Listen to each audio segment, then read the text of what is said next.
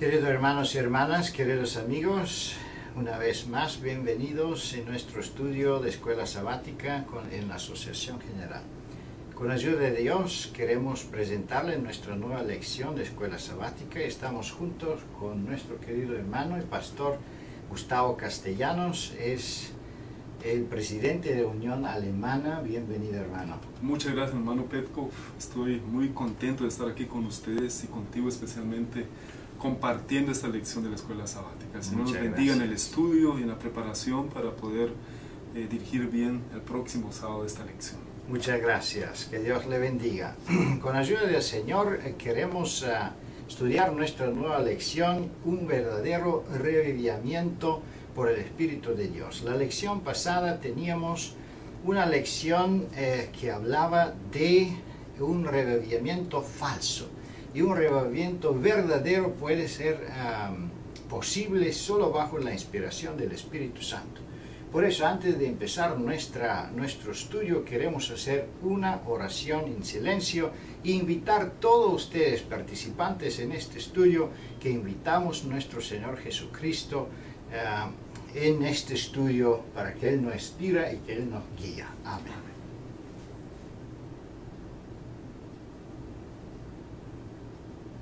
Amén. Amén. Con la ayuda de Dios, primero queremos hacer un repaso de la estructura de la lección.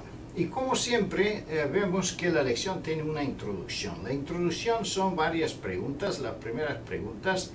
Y en estas preguntas vamos a ver y aclarar los temas de qué es un revivimiento verdadero y cómo proviene un semejante revivimiento y qué tipos de estructura o qué tipo de señales podemos ver en un revivimiento especial.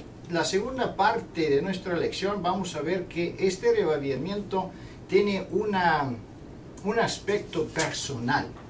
No puede ocurrir un revivimiento si no empieza primero en una vida, en la vida nuestra, en la vida de nuestra familia, en la vida de una persona, y después se extiende también en las iglesias, en los grupos religiosos, y hasta que llega un revivimiento mundial con la ayuda de Dios antes de la segunda venida de Cristo. Tampoco debemos olvidarnos que esa lección tiene una proyección histórica, porque estamos hablando de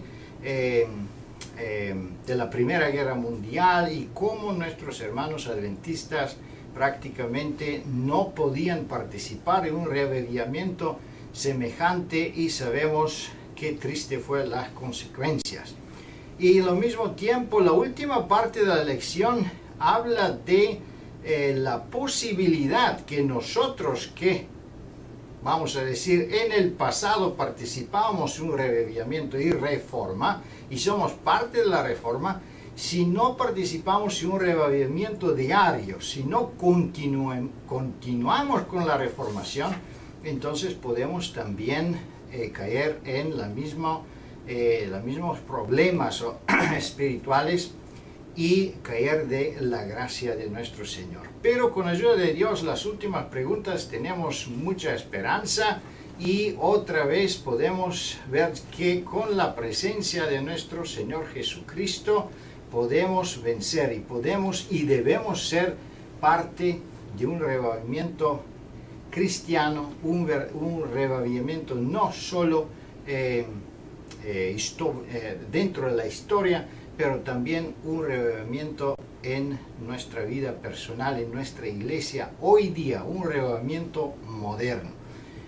Con la ayuda de Dios, ahora nos gustaría comentar las preguntas por separado, y vamos a gozar con los comentarios de nuestro querido hermano Castellanos y a ver qué pueden nuestros profesores, nuestros pastores y maestros de escuela sabática hacer, y cómo debemos presentar esa lección tan importante adelante de nuestras visitas.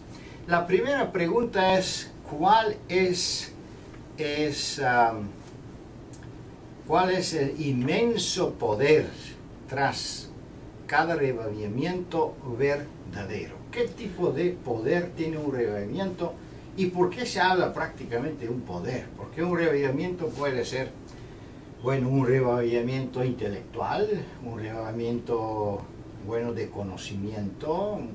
Bueno, podemos tener en muchos aspectos un reavivamiento, pero cuando se habla de un reavivamiento espiritual, ¿de dónde, por qué se habla de algo poderoso? Bueno, tú lo has dicho concretamente, un reavivamiento espiritual no es una cuestión de emociones ni de lógica, sino es dejarse gobernar y dominar por el Espíritu Santo.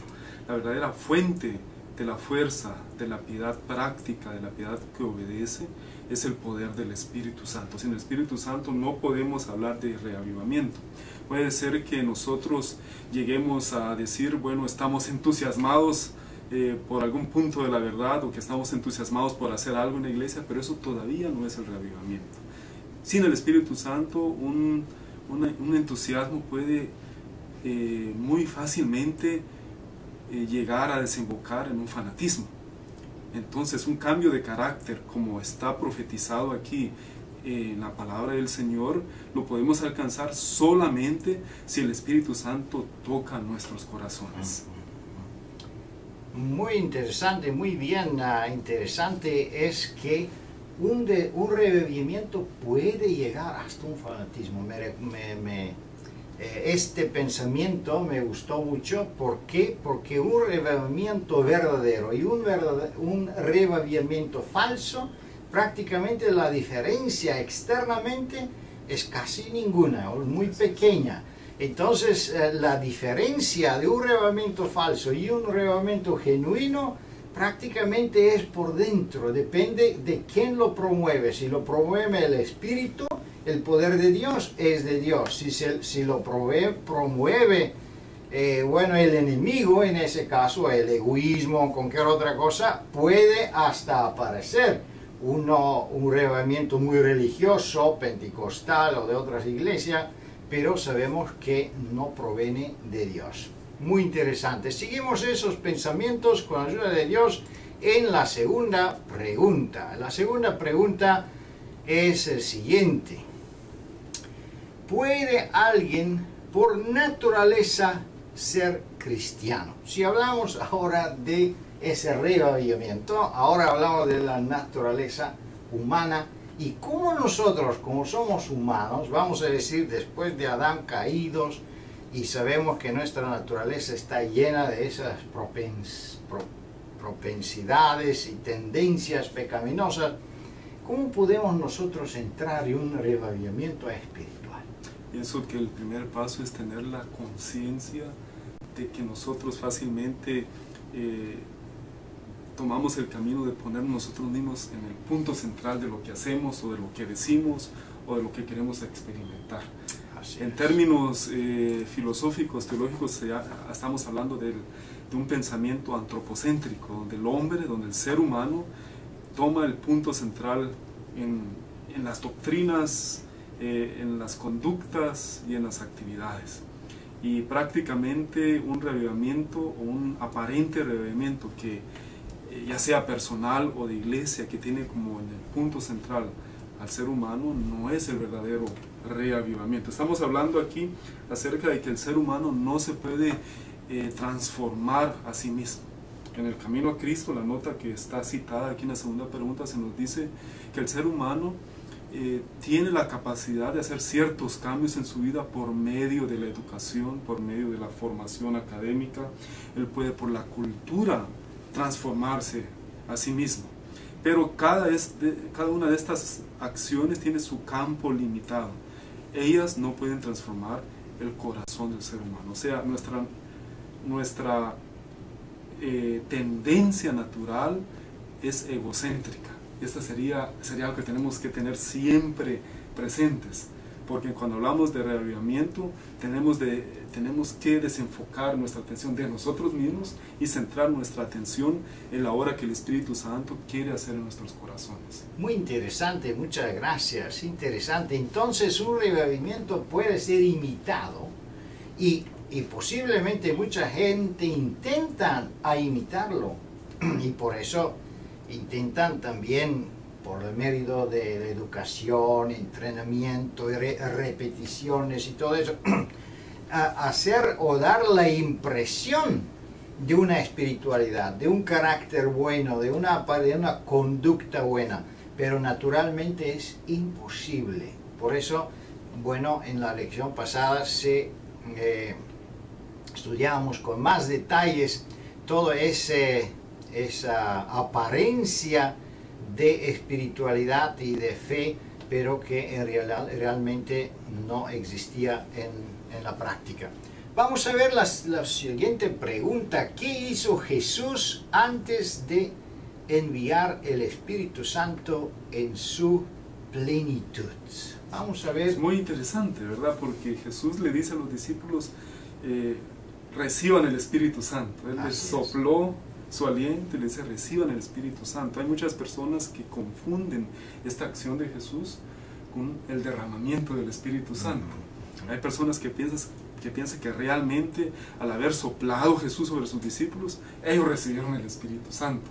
Muchos deducen de este texto también el hecho de que el Espíritu Santo no tiene una independencia de acción, no tiene una personalidad, sino que es solamente un aliento, una fuerza activa que emana de Jesús.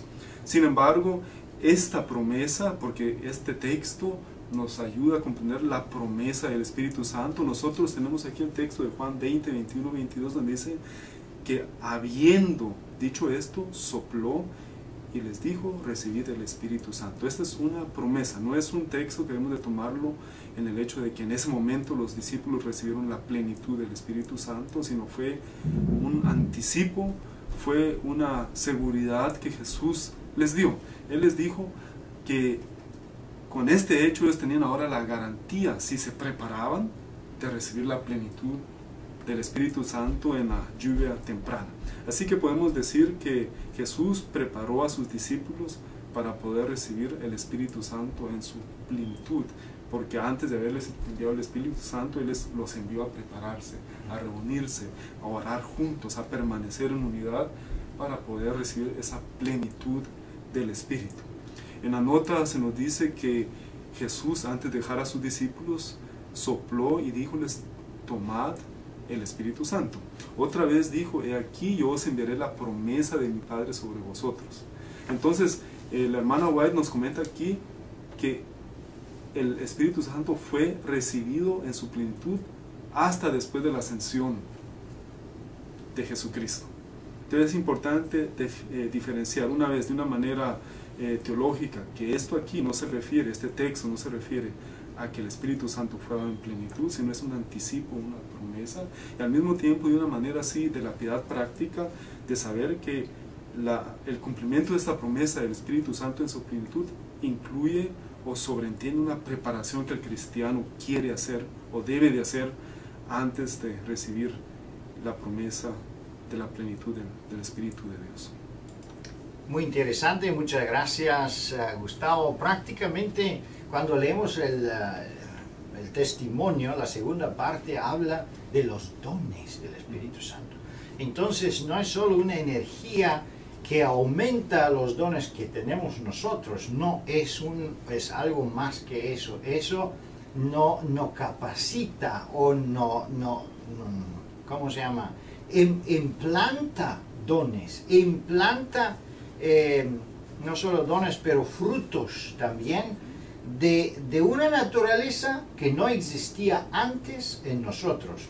Eso es muy importante entender cuando hablamos de la naturaleza del Espíritu Santo, porque el Espíritu Santo no es un poder que viene para ensalzar mis dones y mis naturalezas, pero el Espíritu Santo viene como una cosa externa, vamos a decir, para implantar en mí una nueva naturaleza divina que yo nunca he poseído antes. Y por eso se puede confundir bastante si una persona limita, bueno, la esfera de trabajo del Espíritu Santo solo con un poder, porque de esa forma no podemos hablar de un nuevo nacimiento, de la naturaleza, participar en la naturaleza divina. Bueno, como usted puede ver, esos temas son muy interesantes, muy profundas, pero seguimos adelante. nuestra lección está hablando de un reavivamiento bajo el Espíritu Santo. Y ese reavivamiento no es algo conectado con esta naturaleza pecaminosa, en contrario, es una nueva naturaleza divina que entra y se implanta en nosotros. La próxima pregunta 4 habla de antes de derramamiento del Espíritu Santo en plenitud, en la lluvia tardía, ¿qué debe recibirse y qué está prometido? Por algunos problemas técnicos estamos limitados un poco en nuestro estudio, pero yo intento a leerlo correctamente la pregunta. Adelante, mi querido hermano. Sí, en la cuarta castellano. Pregunta tenemos aquí la condición para que en nuestro tiempo podamos recibir la lluvia tardía en su plenitud. En los textos que leemos en Oseas y en Joel se nos habla de una promesa maravillosa. Amén. Es eso que anhelamos, y Oseas 6 nos habla de que el ser humano tiene que dar diversos pasos para poder recibir la plenitud del Espíritu Santo. Uno de esos pasos es realmente dejarse gobernar por el Espíritu Santo antes de recibir la lluvia tardía. Sin la lluvia temprana no puede haber lluvia tardía. O sea que nosotros no podemos aplazar la plenitud del Espíritu para un tiempo que está en el futuro, a un tiempo incierto, que tal vez lo consideramos y digamos, bueno, cuando venga la lluvia tardía, entonces voy a poder obedecer, entonces voy a poder obrar por el Señor, entonces voy a poder hacer algo por Él, sino que precisamente se nos dice aquí en estos textos que antes de que venga la plenitud de la lluvia tardía tenemos que haber sido llenos por el Espíritu Santo en la lluvia temprana. La lluvia temprana en su plenitud nos capacita dándonos los dones para poder servir al Señor. La lluvia temprana obra en nosotros no solamente la conversión, sino también la perfección. Es algo muy, muy importante. O sea, muchos de nosotros olvidamos que el propósito de la conversión es obtener la perfección de carácter. Y esta es la obra de la lluvia temprana. No solamente empezar la obra en nosotros, sino también al mismo tiempo consumarla, llevarla a cabo, llevarla a su perfección, darnos la madurez espiritual. Teniendo esa madurez espiritual, podremos entonces también recibir la lluvia tardía, el Espíritu Santo, en la plenitud de la lluvia tardía. Muy interesante, muchas gracias. Me recuerdo varios testimonios que hablan de las consecuencias de la lluvia temprana, cómo podemos vencer. Dice, hay que vencer cada pecado, hasta cada palabra que, bueno, que sale de nosotros debía ser inspirada, purificada. Entonces se habla de un alcance de dependencia del Espíritu Santo total antes de recibir la lluvia tardía. Que Dios nos ayuda a poder recibir este poder. Amén. Ahora, porque ahora es el tiempo de la gracia, ahora es el tiempo de crecimiento y el tiempo en que nosotros necesitamos participar en esa enorme santificación. Con la ayuda del Señor queremos seguir adelante en la próxima pregunta 5. ¿Qué debe hacerse el creyente fiel en la Odisea para tener una vida espiritual clara? Y ahora entramos en otro tema muy grande y esperamos que no nos vamos a extender en nuestra escuela sabática. Ahora, ¿cómo puede ser que la Odisea o la situación de la iglesia de la Odisea es, bueno, sabemos, tibia, ni caliente ni fría y todo eso? Y históricamente, prácticamente, con esta descripción de la iglesia, muchos creyentes justifican su falta de consagración. Dicen, pero ¿qué quieres decir? Nosotros no podemos más. Mira qué dice la Odisea, el informe de la Odisea dice que somos así, entonces debemos ser así. ¿Y cómo podemos nosotros entonces ver esos dos términos, la Odisea y la descripción de tibieza en la Odisea, y en lo mismo tiempo un despertar espiritual que está profetizado prácticamente para el último tiempo, porque si no, ¿cómo va a venir Jesús si no tenemos un despertar? Nuestro problema mayor es que no estamos en la capacidad de reconocer por nosotros mismos nuestra verdadera condición. Amén. Considerando esta pregunta acerca de la Odisea, podemos decir que el problema mayor que tenemos es que no podemos reconocer nuestra verdadera condición, no tenemos la capacidad de hacerlo. Aunque nosotros nos propongamos a partir de hoy voy a ser mejor, no está en nuestra capacidad. Por eso dice aquí en el texto, unge tus ojos con colirio. O sea, el Señor nos está ofreciendo todas las riquezas espirituales, pero lo más importante es esa claridad de visión para reconocer nuestra verdadera condición. También hemos leído en los textos anteriores que lo único que podemos hacer es pedir el Espíritu Santo. Eso es lo único que podemos hacer. Pedir el Espíritu Santo para que nuestros ojos nos sean abiertos. El colirio es aquella sabiduría y gracia que nos habilita para discernir entre lo malo y lo bueno, que nos habilita también para reconocer el pecado bajo cualquier disfraz. Eso es muy importante, porque el pecado también tiene un disfraz piadoso, tiene un disfraz religioso, y solamente por la obra del Espíritu Santo podemos alcanzar esa experiencia de reconocernos tal como somos. Amén, muy interesante. Prácticamente entonces el mensaje de la Odisea no es una justificación, el contrario, es un mensaje de condenación. Y si nosotros seguimos en esa situación sin el Espíritu Santo, sin el colurio, entonces seguimos en una tiniebla y una oscuridad absoluta sin reconocer nuestra condición.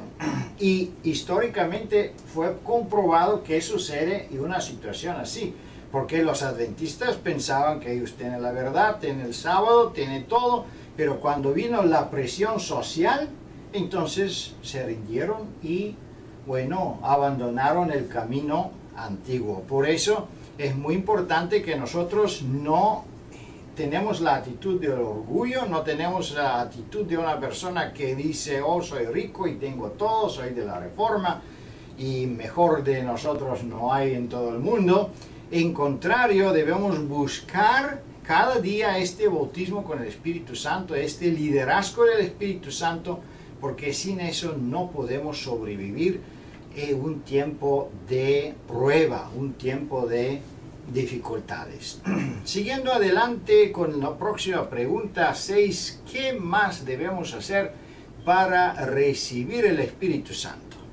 También una pregunta muy grande, una pregunta que la respuesta puede ocupar una lección por sí, pero vamos a limitarnos con los versículos de Lucas 11, versículo 13. Pienso que debemos de estar dispuestos a reconocer que Dios tiene la voluntad de darnos su Espíritu Santo. Amén. Debemos de comprender el carácter del Señor, de nuestro amante Padre Celestial.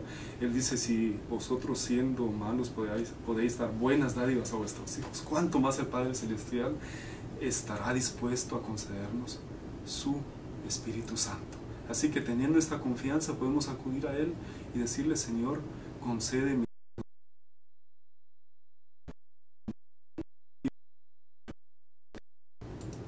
Muchas gracias. Esa pregunta incluye dos cosas. Uno es pedir, el otro es obedecer. Porque podemos pedir, pero cuando Dios nos da y no obedecemos, tampoco entonces aparecemos gente que de verdad lo queríamos. Si queremos el Espíritu Santo, debemos también estar dispuestos de obedecer sus mandatos o su dirección. La próxima pregunta 7 dice, ¿qué traerá el Espíritu Santo en nuestras vidas? Vamos a ver ahora si recibimos este Espíritu Santo, ¿cómo se revela eso? ¿Con milagros? ¿Vamos a sanar enfermos? Como mucha gente quizá piensa que ellos, si ellos reciben ese poder, entonces inmediatamente empieza a hacer milagros grandes. ¿Cómo podemos La reconocer? descripción que hizo Jesús en Juan 3, ¿Sí? leímos ahí acerca de que la obra del Espíritu Santo es una obra apacible, que Él obra en el interior.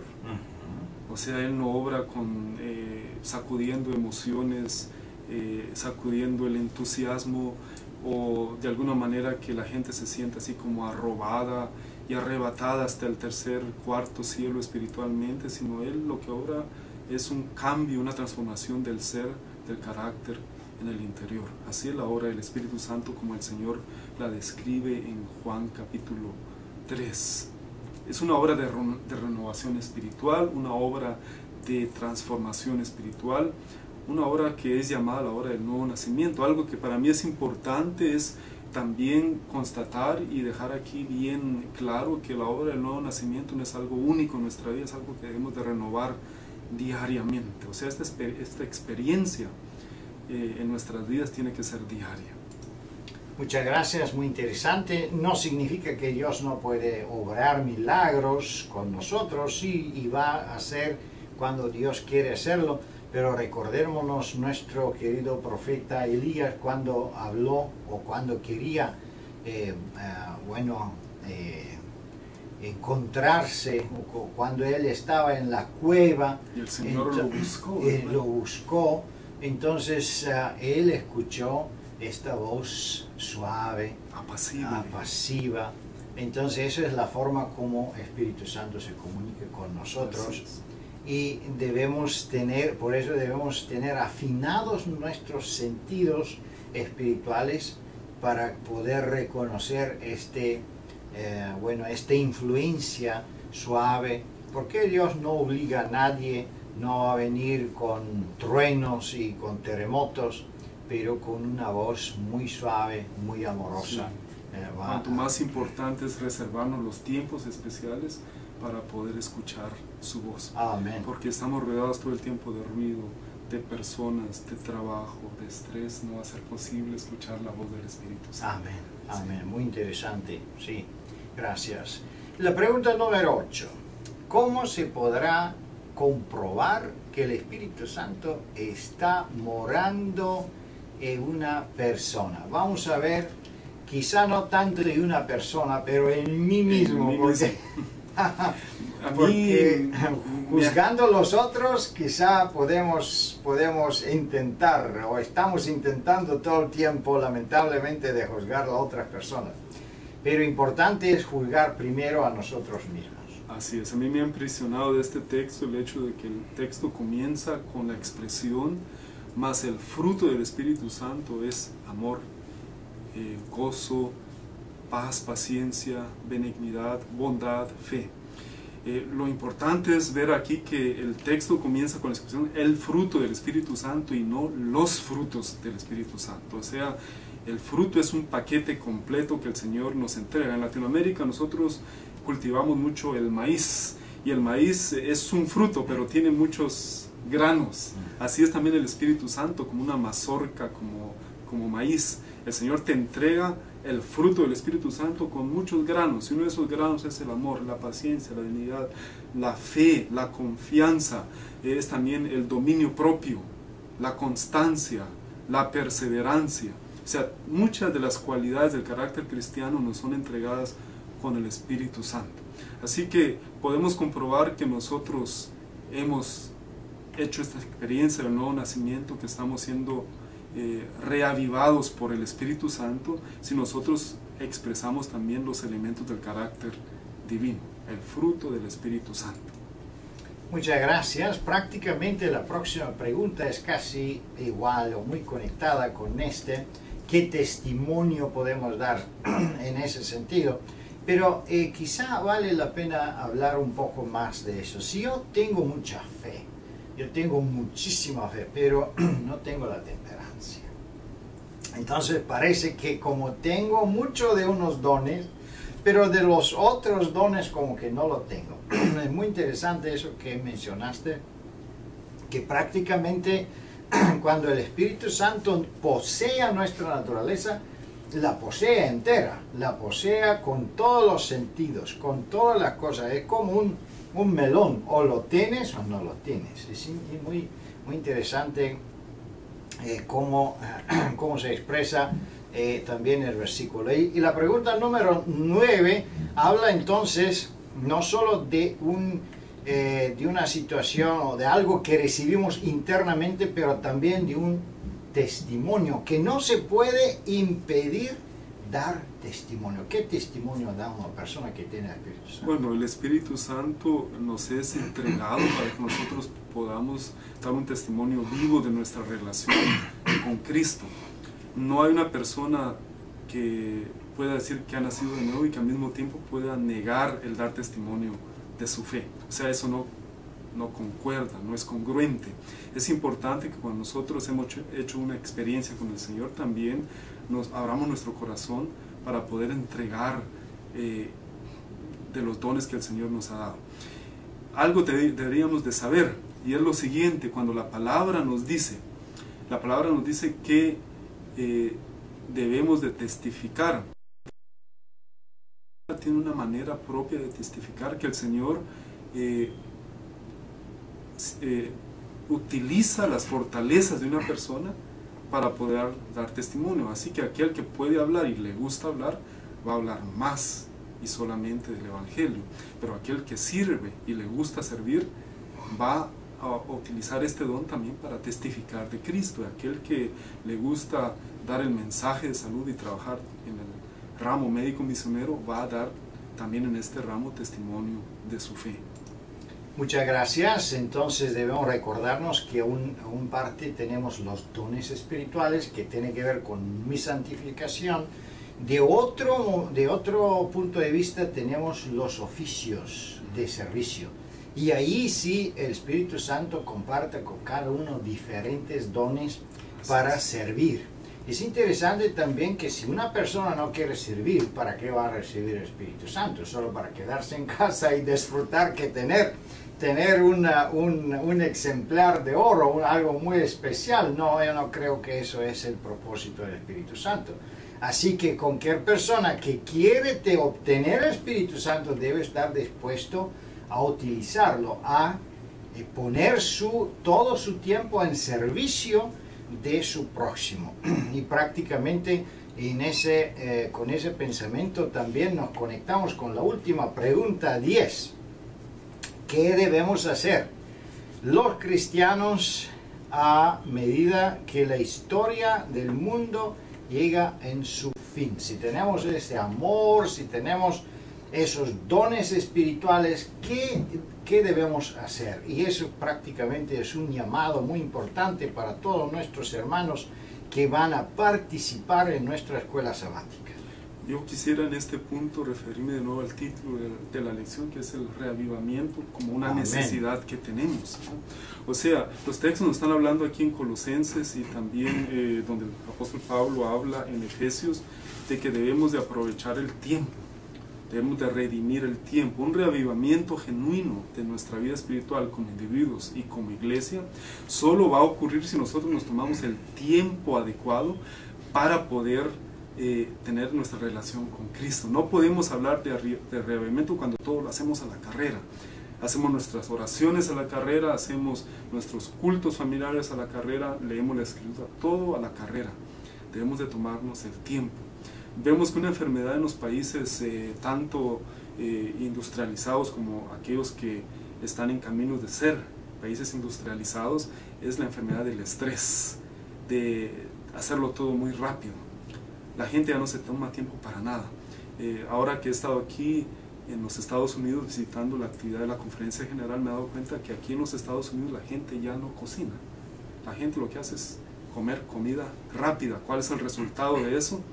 Es una pérdida de la salud corporal, una debilidad corporal, hay enfermedad como resultado. Lo mismo es en el aspecto espiritual. En el aspecto espiritual no hay fast food, no hay comidas rápidas. Nos debemos de tomar el tiempo para fortalecernos, y para eso dice hay que redimir el tiempo. Estamos en el tiempo del fin y es un tiempo de reavivamiento, y esta experiencia espiritual no va a ser el resultado de la casualidad ni tampoco de las comidas rápidas espirituales. Así que el Señor nos está llamando a tomarnos tiempo para Él. Muchísimas gracias, muy interesante. En lo mismo tiempo debemos entender que el mundo está esperando una revelación, no solo una revelación a palabras, un grito, bueno, estamos en el fin del mundo, pero de verdad un ejemplo que el poder divino de verdad está existiendo, de verdad este amor genuino existe, estos frutos del Espíritu Santo de verdad existe. Eso es el testimonio más poderoso que puede convencer las almas, traerlo en el camino del Señor, en la fe, ayudarlo para ver que de verdad estamos en el fin del tiempo. Queridos hermanos y hermanas, que Dios le bendiga y le guarde, tiene buen ánimo y el Espíritu Santo nos está esperando. Como dice el Señor, pide y pedid y se os dará. Y se os dará. Amén. Exactamente, ese versículo está relacionado con el bautismo del Espíritu Santo. Así es. Así que Dios le bendiga y le guarde, queridos hermanos y hermanas.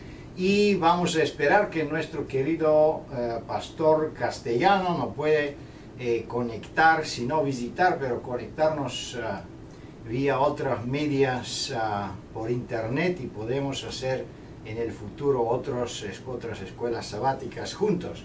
Gracias, Que hermano, Dios te por poder bendiga, compartir. El Señor hermanos. les bendiga, mis hermanos. Ánimo en el Señor. Preparémonos para su venida. Amén, amén. Y nos veremos con la ayuda del Señor la próxima semana. Hasta luego.